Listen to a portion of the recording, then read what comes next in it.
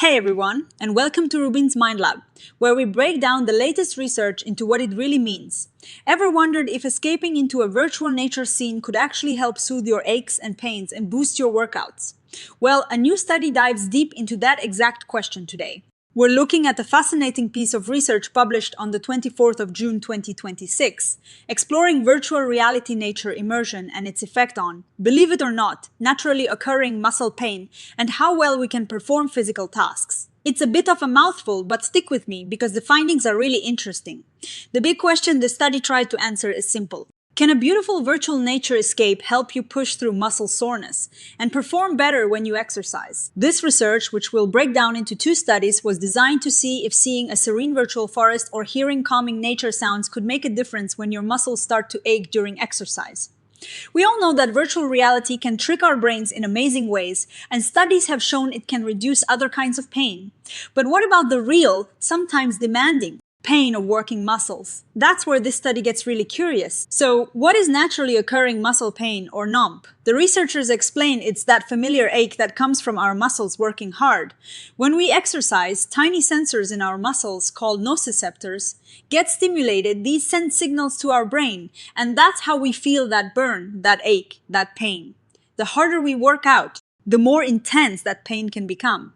It's a normal signal, usually telling us we're pushing ourselves, and sometimes it's a warning that we might be overdoing it. Now, when we're exercising, especially at a consistent effort, that muscle pain can make things feel harder. The researchers even looked at how people manage tasks when they're self-regulating their effort, meaning they decide how hard to push. They suspected that as muscle pain increased, people might have to reduce how much force they output to keep going at the same perceived effort. This is where virtual reality comes in as a potential game changer. The idea is that VR, especially with calming nature scenes, might distract our brains from processing pain signals. Think about it. If your brain is busy looking at a beautiful waterfall or a lush forest, maybe it has less bandwidth to focus on that nagging muscle ache. Previous studies have suggested that the more present you feel in VR, the stronger this pain-reducing effect or hypogesia can be. So, the big aim here was to see if this nature-filled VR could actually reduce that naturally occurring muscle pain, and as a result, maybe even improve our physical performance during exercise.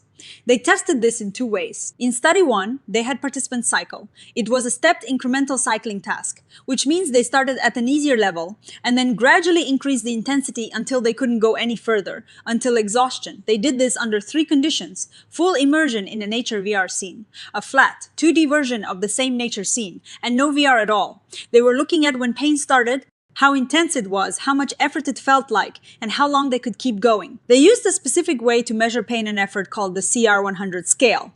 It's a scale from 0 to 100, where 0 is nothing at all, and 100 is the maximum pain or effort you can imagine. They also measured when participants first felt pain, which they called pain onset. Now, for the exciting part, what did they find in study 1? Drumroll please, virtual reality, in this case, didn't significantly delay the start of pain, nor did it help participants cycle for longer. There was a small, and I mean really small, dip in pain ratings about a quarter of the way through the cycling task in the VR condition. But the researchers say this effect was trivial and didn't last. Think of it like a tiny flicker of hope that quickly faded. For perceived effort and motivation, there were no real differences between the VR, the flat screen, or the no-intervention group. Interestingly, participants did report feeling more present in the VR environment compared to the flat screen, which makes sense. But this enhanced sense of presence didn't translate into less pain or better performance. Then they moved on to study 2 to get a different perspective. Scroll figure 4, visual schematic of study 2 protocols with an inbuilt legend. Scholar in study 2, they had participants perform intermittent isometric hand grip contractions. This means they were squeezing a grip device repeatedly. They did this at 2 levels of perceived effort, a light one around 13 out of 100 and a strong one around 50 out of 100. And again, they did this under the same 3 conditions: immersive VR, a 2D screen. And no intervention here. They were measuring the force they produced and how intense their muscle pain was. Scroll participants performed the hand grip task according to a fixed light 13 or strong 50 perceived effort intensity on the CR100 scale 21. Scholar, after all the testing, What were the results for the hand grip task? Again, the outcome was pretty consistent. Scroll peak force F2 46 0.496, P.612, P2 0.021, 0.000, 0.124, mean force F2 46 0.710, P.497, P2 0.030, 0.03.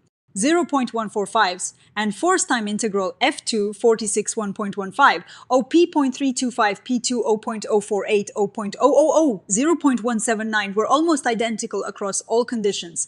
Figure 6 ACC Scholar there were no significant differences in how much force participants generated, whether it was peak force, average force, or the total work done across the VR 2D and no intervention groups. And just like in study 1, the reported muscle pain was also very similar across all conditions, regardless of whether they were doing the light or strong effort task.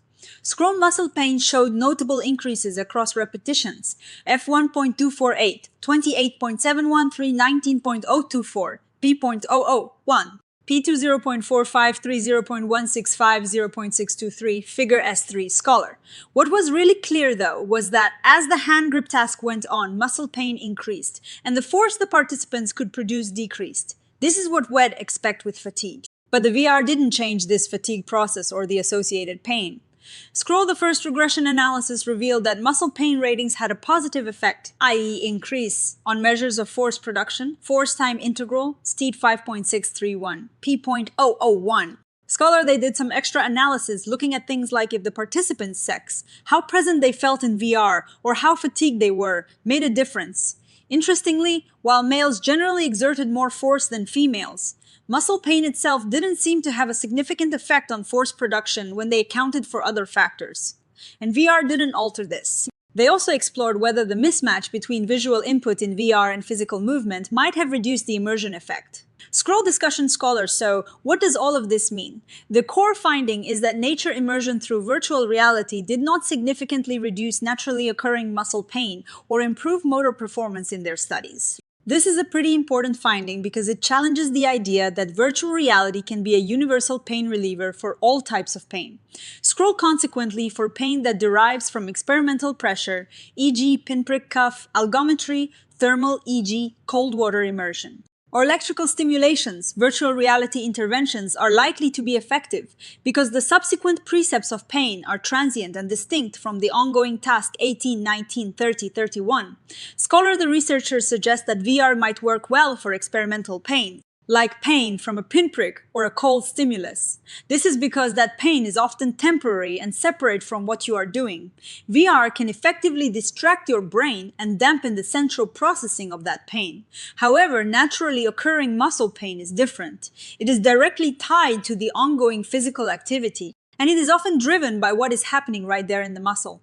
The peripheral components. Scroll considering that NOMP is largely driven by peripheral components 1, 3, and is closely linked to the ongoing task. It is likely that virtual reality interventions which target the central pain processing mechanisms intensity 20. 37 are less effective at modulating NOMP Scholar. This seems to create a mismatch. VR is good at calming down your brain's pain signals, but the pain you feel during exercise is a constant and directly linked sensation. It's like trying to distract a fire alarm with a pretty picture when the fire is right in front of you. The distraction might help a little, but it can't put out the fire. Scroll we maintain that virtual reality interventions likely have trivial effects on NOMP. However, if virtual reality does have any effect, it may be limited to when NOMP is at a light-moderate intensity. Scholar they also hypothesize that if VR does have any effect on muscle pain, it might only be for lower intensity pain. At higher intensities, the pain signal is likely too strong for VR's distracting effects to overcome. Scroll limitations and future research scholar now, it's important to talk about limitations. The researchers themselves point out that study 1 might have been a bit underpowered, meaning their sample size might not have been large enough to detect smaller effects.